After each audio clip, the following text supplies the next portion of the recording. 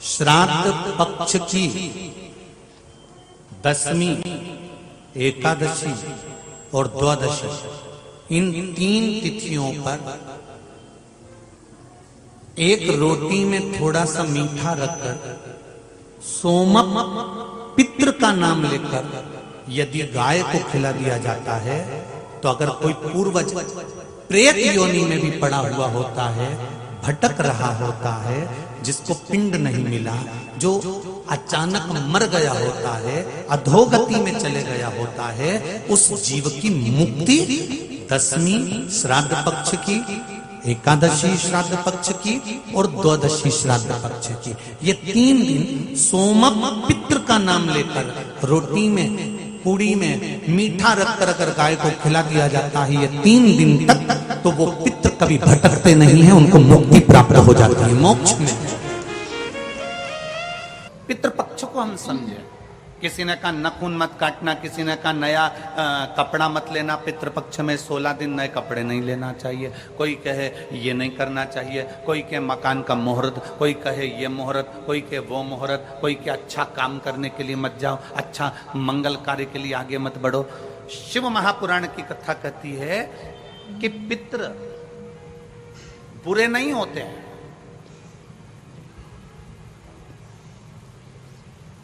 पितृ बुरे नहीं होते हैं। आज लोगों के मन में बड़ा भय हो जाता है। व्हाट्सएप खोलो, फेसबुक खोलो तो ब्राह्मणों के लिए लोग कमेंट्स करना प्रारंभ कर देते हैं कि अब श्राद्ध पक्ष चालू हो गया, ब्राह्मण जीमने के लिए जाएंगे। कोई ब्राह्मण की तुलना कौवे से कर देता है, कोई कुछ कह देता है, कोई कुछ कह देता है। ना,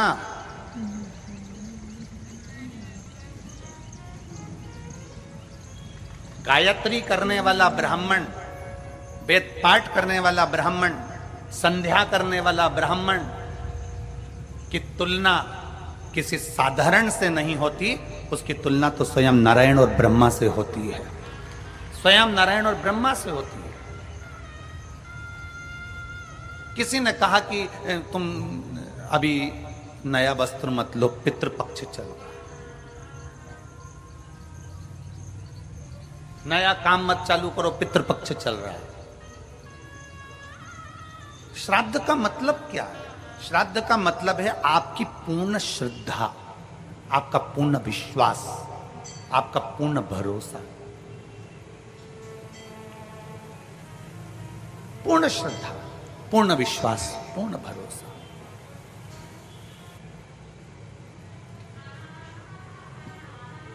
पितृपक्ष श्राद्ध का समय गलत समय नहीं है। कोई काम आपको शुरू करना है तो पितृपक्ष में शुरू कर सकते, बस पितृपक्ष में एक काम चालू करो। पितृपक्ष में बन सके गौ माता को रोटी दो, पितृपक्ष में बन सके गौ माता को जल दो, पितृपक्ष में बन सके तो भूखे को भोजन कराओ, प्यासे को पानी पिलाओ। पितृपक्ष में बन सके, तुम्हें किसी ने कह दिया, कोई विद्वान ने तुम्हें बता दिया कि तुम्हारे पितृ दोष है, तुम्हारे घर में काल सर्प दोष है, तुम्हारे घर में ऐसा दोष है, तो एक काम चालू करो, 16 दिन श्राद्ध के एक चावल का दाना देवाधिदेव महादेव के शिवलिंग पर समर्पित करो, दूसरा चावल का दाना अशोक सुंदरी की जगह पर समर्पित करो और 1 लोटा जल पहले अशोक सुंदरी वाली जगह पर थोड़ा सा चढ़ाओ, उसके बाद शंकर भगवान को उस जल को अर्पित करो। अपना गोत्र बोलकर, अपने पितरों का स्मरण कर कर आपका पितृदोष अपने आप शांत हो जाएगा, दोष मिट जाएगा, आपका पितृदोष शांत, आपका दोष समाप्त।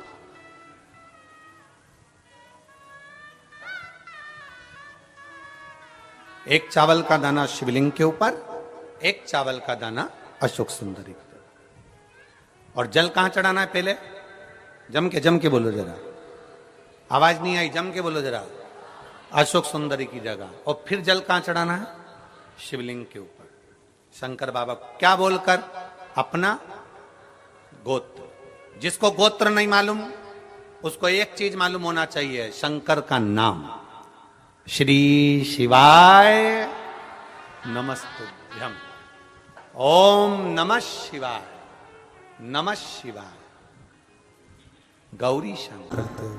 शिव महापुराण की कथा कहती है दक्ष प्रजापति के पुत्रों को देवऋषि नारद ने भजन में लगा दिया। एक बेटी हुई जिसका नाम था स्वधा। क्या नाम है उसका? जम के बोलिए जरा, स्वधा। जितने लोग कथा सुन रहे हैं आस्था चैनल पर, पंडाल में, फेसबुक, यूट्यूब पर, तर्पण शिव महापुराण में इस नाम का उच्चारण 5 बार आप लोगों को करना है। ये स्वधा दक्ष प्रजापति की बेटी है और पितरों की धर्म पत्नी है।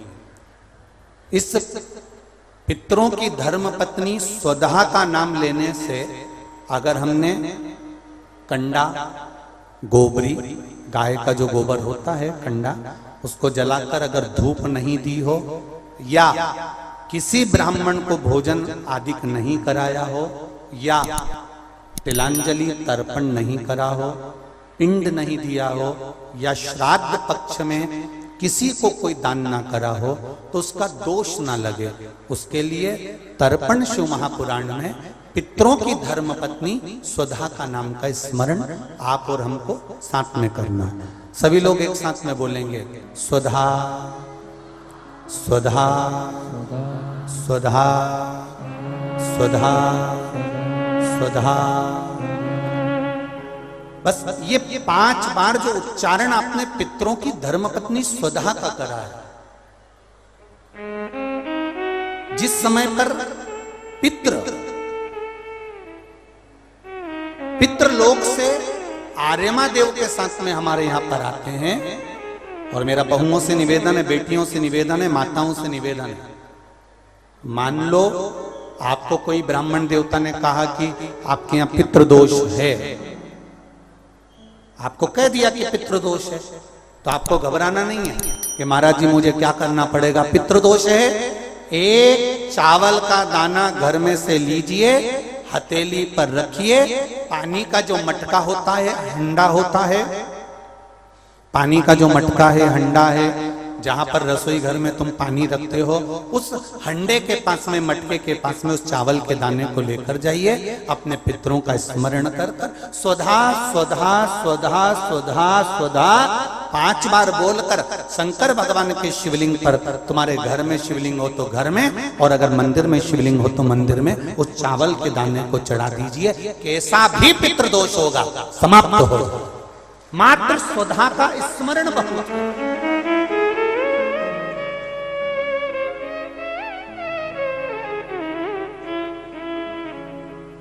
हम तो उनसे भी कहेंगे जिनका बार बार एक्सीडेंट होता हो, जो बार बार गिरते पड़ते रहते हो, बार बार एक्सीडेंट होता हो, बार बार उनको चोट लगती हो, बार बार, और उनको भी कहेंगे जिनको सर्दी की बीमारी या दमे की बीमारी या श्वास की बीमारी, उनसे भी कहेंगे कि श्राद्ध पक्ष में एक चावल के दाने का प्रयोग स्वधा नाम से अवश्य करें। चलने में दम नहीं भराएगी, श्वास नहीं भराएगी। और दूसरा, जो सर्दी का जिसको कोटा होता है, बार बार सर्दी हो जाती है, निमोनिया हो जाता है, कफ बना रहता है, उनके लिए भी स्वधा नाम का स्मरण। महाराज स्वधा नाम का स्मरण। दक्ष प्रजापति के घर में बेटी का जन्म हुआ जिसका नाम था स्वधा। स्वधा का जन्म लेते ही स्वधा श्वेत वस्त्र को धारण करते थे।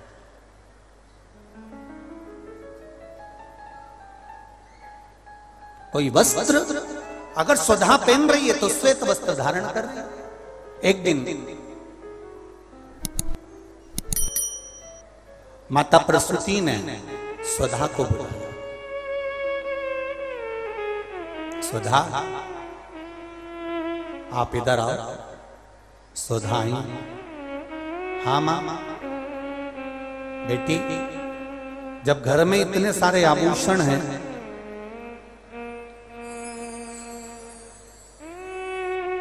और घर में इतने सारे आभूषण जब रखे हुए हैं तो तुम उन आभूषणों को धारण क्यों नहीं करते?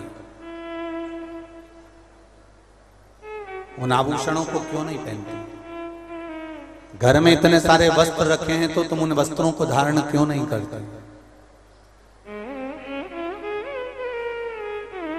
सुधा कहती हैं मां,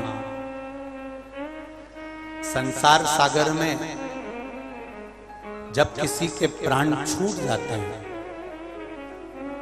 और प्राण छूटने के बाद वो जीवात्मा अगर अच्छी जीवात्मा है तो वो देवलोक चली जाती है, जो बुरी जीवात्मा है वो भटकती रहती है, भटकती है। मां, उन जीवात्माओं के कल्याण के लिए मैं श्वेत वस्त्र धारण करता हूं। श्वेत वस्त्र, श्वेत चावल का दाना, श्वेत दूध, श्वेत दही, श्वेत शकरखंड, श्वेत पुष्प, श्वेत जनेऊ, श्वेत वस्त्र, ये मेरे शंकर भगवान को अति प्रिय लगते हैं। उसका कारण है कि उनको पितरों को मुक्ति देना पड़ती है, पितरों को मोक्ष देना होता है। आज एक प्रश्न किसी ने सीहोर ऑफिस में भेजा है कि गुरुजी,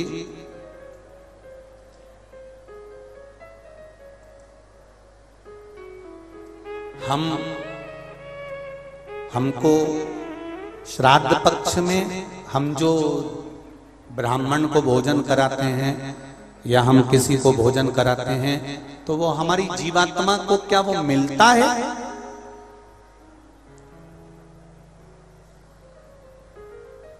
क्या विचार है भाई? अशोकनगर वालों बोलो जरा जल्दी से। प्रश्न भेजा है किसी ने। हम अगर किसी ब्राह्मण को भोजन करा रहे हैं, हम किसी को भोजन दे रहे हैं तो वो हमारी जीवात्मा को मिलता है। 3 प्रश्न हैं और तीनों प्रश्न का उत्तर जरा देखिएगा, बड़ा ध्यान रखना। और जिसने प्रश्न करा है उत्तर प्रदेश से, वो ध्यान से सुनना भाई। हमने ब्राह्मण को भोजन कराया, हमने संत को भोजन कराया, हमने गुरुजी को भोजन कराया, तो वो मिलेगा। पहले तो ये अंदाजा करिए कि आप भोजन दादा ससुर के नाम से करा रहे हो तो दादा ससुर का नाम लेना पड़ेगा। बोलो सही है कि गलत है? गोत्र बोलना पड़ेगा।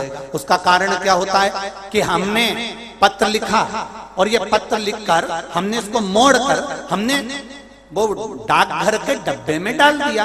हमने नाम लिखा, पता लिखा, पिन नंबर लिखा, एड्रेस पूरा लिखा, मोबाइल नंबर पूरा लिखा और हमने डब्बे में डाल दिया। अब पूरे अशोक नगर में चौराहे चौराहे पर ढेर सारे डाकघर के डब्बे लगे। इन सब डब्बों में से चिट्ठी इकट्ठी होती है, एक जगह पर आती है, बड़े डाकघर में पहुंचती है, बड़े डाकघर में से छटकर फिर एड्रेस पढ़ा जाता है। एड्रेस में तुम्हारा नाम पढ़ने का बाद में पहले ये पढ़ेंगे कि पिन नंबर क्या है, फिर पढ़ेंगे कि शहर का नाम क्या है। उसमें लिखा होगा गुना और गुना का पिन नंबर डाला होगा तो चिट्ठी को छाट छाट कर अलग रखते जाएंगे। अब गुना में ये चिट्ठी बड़े डाकघर में जाएगी, बड़े डाकघर में चिट्ठी पहुंची गुना के। अब वहां पर बैठकर छाटा गया कि बजरंग कॉलोनी के पास कौन रहता है, तो एलआईजी के पास कौन रहता है, तो चारभुजा नाथ जी के पास कौन रहता है, तो राजेश्वर मंदिर के पास कौन सा रहता है, कौन से वार्ड में रहता है, उसको छाट कर अलग रखा जाएगा। फिर वहां के डाकघर वाले व्यक्ति को, उस डाकिया को वो दिया जाएगा और उससे कहा जाएगा कि ये चिट्ठी पहुंचा दो। अब जरा प्रोसेस देखिए, डाली थी अशोकनगर में, इतने सारे डब्बों में इकट्ठी होकर एक डब्बे की चिट्ठी एक जगह पर इकट्ठी हुई बड़ी डाकघर में। वहां से इकट्ठी होकर फिर दूसरे डाकघर में गई, वहां से फिर धीरे धीरे डिवाइड होती चली गई। उसी तरह तुम्हारी लिखी हुई डाकघर की चिट्ठी जब वहां तक मुंबई पूना तक जा रही है और सही जगह नाम और एड्रेस है तो सही जगह पहुंच रही है। उसी तरह अगर श्राद्ध पक्ष में तुमने ब्राह्मण को भोजन कराया है, नाम और गोत्र लेकर कराया है, तो वो उस तक पहुंचता ही है, ये निश्चित है, उस तक पहुंचेगा। फिर दूसरा प्रश्न किया उसने, गुरुजी से पूछ के बताना कि गुरुजी तो कथा में कहते हैं कि मनुष्य की योनि छूटने के बाद फिर कौन सी योनि मिलती है किसको मालूम। ये गुरुजी ने कथा में कहा। तो हम भी नहीं कह रहे झूठ कि हमने कथा में नहीं किया, हमने कहा। तो उसने प्रश्न करा, अगर वो दूसरी योनि में होगा तो तुमने जो भोजन दिया, हो सकता है वो सांप बन गया, चींटी बन गया, झिंगूर बन गया, शेर बन गया, तो वो खीर पूड़ी खाएगा क्या? और पंडित जी को तो खीर पूड़ी खिलाने का बोलते हैं। फिर जब वो दूसरी योनि में पहुंच गया तो उसको खीर पूड़ी कैसे मिली? पंडित जी से, गुरु जी से पूछ के बताओ।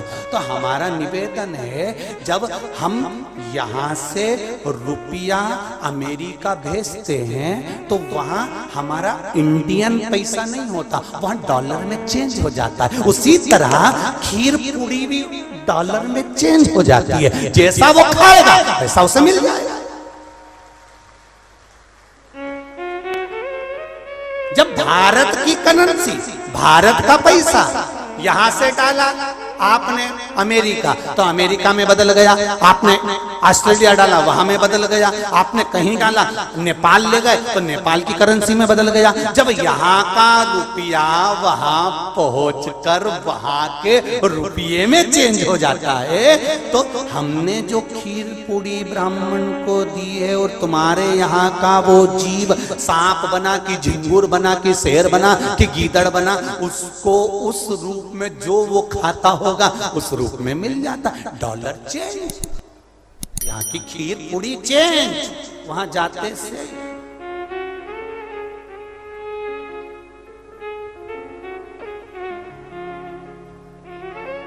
फिर तीसरा प्रश्न लिखा, अगर हमारे घर के पूर्वज शिव महापुराण की कथा सुन सुन के तर गए तो फिर हम श्राद्ध काय को करें?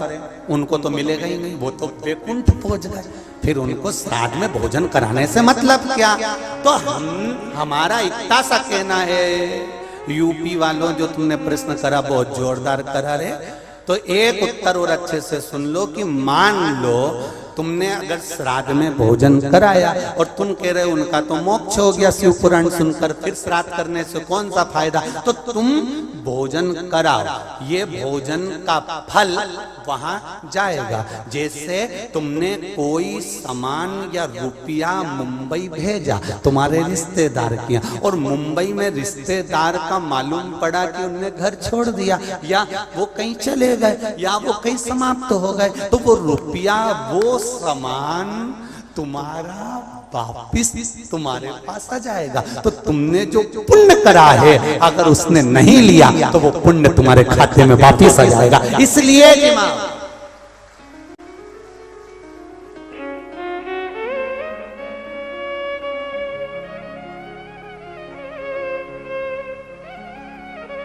पुण्य करो, सत्कर्म करो। और कथा का स्मरण, बड़े बड़े किस्मत वाले हैं अशोकनगर वालों, बहुत बहुत किस्मत वाले हो, घर जाके नजर उतरवा लेना राई उन्नोन से। इतनी जोरदार किस्मत पायो कि तर्पण शिव महापुराण की कथा, और कोई साधारण जगह पर नहीं, राजराजेश्वर की भूमि पर श्रवण कर रहे हो, कोई साधारण जगह नहीं। बाबा देवादिदेव महादेव राजेश्वर भगवान की भूमि पर श्रवण कर रहे हो, किस्मत वाले हो, तर्पण शिव महापुराण की कथा सुन रहे हो। और आज कथा का कौन सा दिन है? चौथा। कितने दिन बचे? 25 को समापन, अमावस्या, खीर पूड़ी खाओ और दूसरे दिन से फरियाल की तैयारी में लग जाओ।